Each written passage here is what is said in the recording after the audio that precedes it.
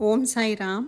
आज हम बात करेंगे श्री साईं बाबा के परम भक्त गोविंद रघुनाथ दाभोलकर के बारे में, जिन्हें प्यार से बाबा हेमाड पंत बुलाते थे।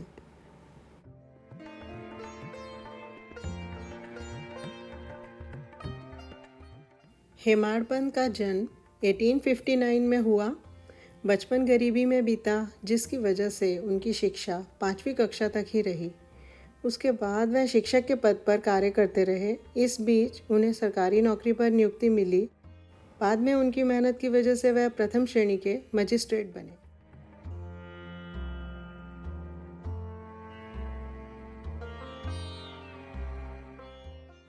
उन्नीस सौ 9 में अपने मित्र दीक्षित के द्वारा उन्हें साईं बाबा जी के बारे में पता चला, तो उन्होंने शिरडी जाने का इरादा कर लिया। लेकिन तभी उन्हें दुखद समाचार मिला कि उनके मित्र के बेटे की मृत्यु हो गई। दाभोलकर ने सोचा, उनके गुरु तो उस समय उपस्थित थे, तो फिर गुरु की क्या आवश्यकता है। ऐसा सोचकर शिरडी जाने का विचार त्याग दिया। बाद में नाना साहब ने समझाया तो दाभोलकर शिरडी जाने को राज़ी हो गए। जब ट्रेन पकड़ी तो एक मुसलमान व्यक्ति ने आकर बताया कि वह गलत ट्रेन में बैठे हैं। तो हेमाड पंत उस यात्री की बताई हुई ट्रेन में बैठे और अगले दिन सुबह शिरडी पहुंच गए। इस घटना से हेमाड पंत को महसूस हुआ कि बाबा ने उस मुस्लिम यात्री के रूप में आकर उन्हें रास्ता दिखाया और शिरडी पहुंचा दिया। शिरडी पहुंचकर दाभोलकर की एक मित्र बाला साहब भाटे के साथ गुरु की आवश्यकता पर बहस हो गई। दाभोलकर का कहना था कि मनुष्य जब खुद कर्म करता है तो उसे किसी गुरु की देखरेख क्यों चाहिए। इस पर बाला साहब भाटे का कहना था कि सब कुछ भाग्य पर निर्भर होता है, पर गुरु का होना तो अति आवश्यक है। इस बहस का तो कोई नतीजा नहीं निकल पाया। उल्टे दाभोलकर का मन अशांत हो गया। बाद में जब सब द्वारका माई पहुँचे और बाबा को प्रणाम किया तो साईं बाबा जी ने पूछा कि वाड़े में क्या बातचीत हो रही थी और ये हेमाड पंत क्या कह रहे थे। क्या आपने ध्यान दिया? बाबा ने दाभोलकर को हेमाड पंत कह के पुकारा। यह शब्द सुनकर दाभोलकर बहुत हैरान हुए और सोचने लगे कि बाबा हेमाड पंत के नाम से क्यों बुला रहे हैं। यह शब्द तो हेमाद्री पंत से डिराइव किया गया है। हेमाद्री पंत एक बहुत ही विद्वान मुख्यमंत्री थे, जिन्होंने अकाउंट्स की फील्ड में नए नए तरीकों का आविष्कार किया था और 2 बुक्स के राइटर भी थे।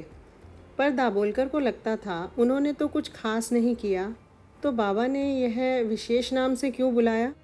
कुछ समय बाद दाभोलकर को बाबा के शब्दों का अर्थ समझ आया, जब उन्हें साईं सचरित्र लिखने की प्रेरणा हुई। एक दिन दाभोलकर ने द्वारका माई में श्री साईं बाबा जी को गेहूँ पीसते हुए देखा।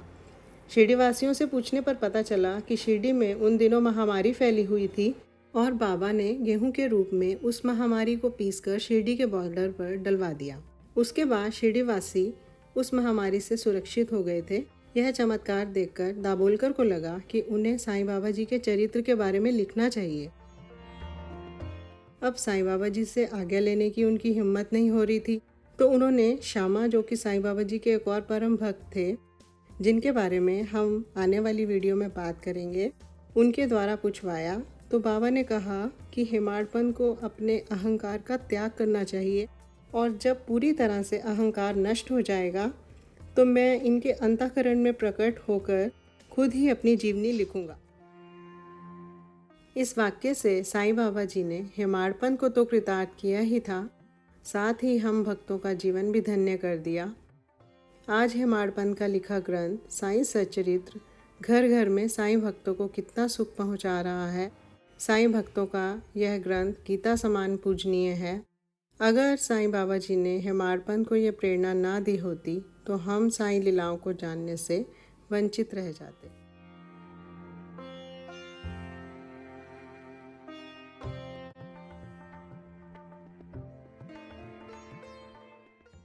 शुरू में दाभोलकर की बाबा के प्रति कोई खास श्रद्धा नहीं थी।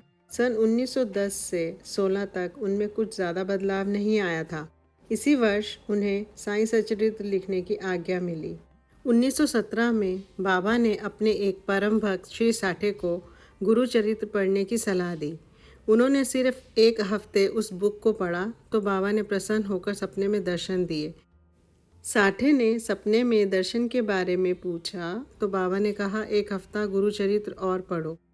दाभोलकर उस समय बाबा की सेवा कर रहे थे। उनके मन में विचार आया कि मैं पिछले 6 वर्षों से बाबा की सेवा में हूँ और गुरु चरित्र का पारायण भी करता हूँ, पर मुझ पर तो यह कृपा नहीं हुई। और श्री साठे को बाबा की कृपा 1 सप्ताह में ही प्राप्त हो गई। हेमाड़पन के मन में जो चल रहा था वह भी साईं बाबा जी ने जान लिया। बाबा जो अंतर्यामी हैं, सबके मन की बात जान लेते हैं। उन्होंने दाभोलकर से कहा, उठो श्यामा के पास जाओ, कुछ समय उसके पास बैठना, बातचीत करना, फिर 15 रुपये दक्षिणा लेकर आना। श्यामा उस समय पूजा में व्यस्त थे। उन्होंने हेमाड़पन को इंतज़ार करने को कहा। यह सुनकर हेमाड़पन श्यामा के पास गए। तभी हेमाड़पन की नज़र वहाँ रखी नाथ भागवत पर पड़ी।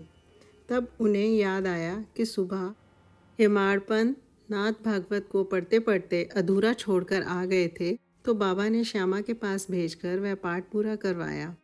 फिर श्यामा आए और बातचीत करने बैठे। उन्होंने बताया कि साईं बाबा की एक भक्त जिनका नाम राधाबाई था, वह बाबा से उपदेश प्राप्त करना चाहती थी, जिसकी वजह से उन्होंने 3 दिन तक खाना पीना त्याग दिया। जब बाबा को पता चला तो बाबा उन्हें खुद समझाने आए और कहा कि आप अपने आप को क्यों तकलीफ दे रही हैं। मेरे गुरु बड़े करुणामयी और दयालु थे। मैंने उनकी बहुत सेवा की, लेकिन उन्होंने मेरे कान में कोई मंत्र नहीं फूका, ना ही कोई उपदेश दिया। मुझसे मेरे गुरु 2 चीज़ों की आशा रखते थे, वह थी श्रद्धा और सब्र। मैंने तुरंत ये दोनों चीज़ें उन्हें भेंट कर दी। मैं भूख और प्यास भूल गया था, ज़्यादातर अपने गुरु को निहारता रहता था। अगर 1 मिनट भी मेरे गुरु मेरी नज़रों से ओझल होते तो मैं बेचैन हो जाता था। मेरे गुरु ने मेरी हर तरह से देखरेख की, कभी किसी चीज़ की कमी नहीं की। उन्होंने मुझे कोई उपदेश या मंत्र नहीं दिया, तो फिर मैं आपको कैसे कोई मंत्र दूं? तुम मेरी ओर अनन्य भाव से देखो तो मैं भी वैसे ही देखूंगा। मैं इस मस्जिद में बैठकर सच ही बोलूँगा। गुरु में विश्वास रखना काफ़ी है, किसी और साधना की आवश्यकता नहीं है। यह सुनकर राधाबाई ने अपनी जिद छोड़ दी और गुरु चरणों में अपना जीवन बिताने लगी। यह कथा सुनकर दाभोलकर बहुत खुश हुए, प्रभावित हुए। वह तो बाबा के साथ रहते हुए काफ़ी कुछ अनुभव कर रहे थे। जैसे जैसे समय बीतता गया, दाभोलकर की विचारधारा बदलती गई। वे केवल साईं नाम का ही ध्यान करते रहते। उन्होंने कहा भी था कि जिस दिन से मैंने बाबा के चरण स्पर्श किए, मेरा जीवन मानो बदल सा गया। मैं सदैव उनका ऋणी रहूंगा जो मुझे बाबा की शरण में लेकर आए। बाबा के दर्शन की एक विशेषता यह भी है कि बुरे विचारों का अंत होने लगता है और संसार की हर वस्तु में साईं ही नजर आने लगते हैं। हेमाड़पन का घर बांद्रा, मुंबई में है। इसे साईं निवास कहते हैं। यहाँ पर होली त्यौहार वाली साईं बाबा की मूर्ति का दर्शन किया जा सकता है, जिसके बारे में साईं सचरित्र में मेंशन है।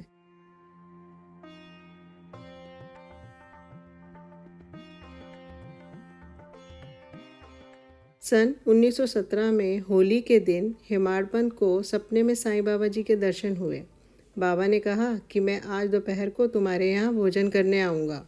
हेमाड़पन सोच में पड़ गए कि बाबा तो शिरडी छोड़कर कहीं जाते नहीं हैं, तो बांद्रा कैसे आएंगे।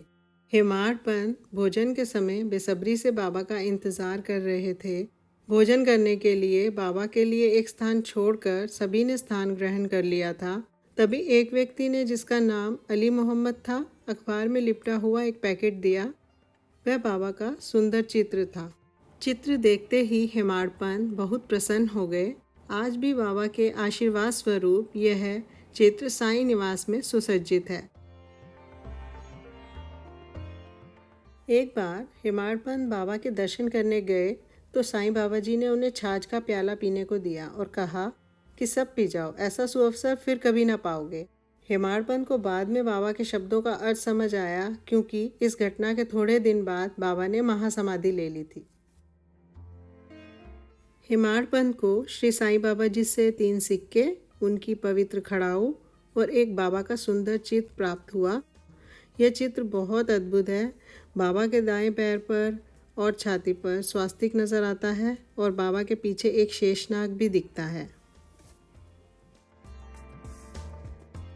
1918 में बाबा के महासमाधि लेने के बाद साईं संस्थान में अकाउंट्स का काम हेमाड़पन ने संभाला।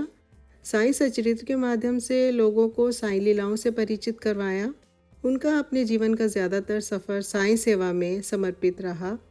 इस सफ़र को 15 जुलाई 1929 को विराम मिला और हेमाड़पंत साईं बाबा में विलीन हो गए।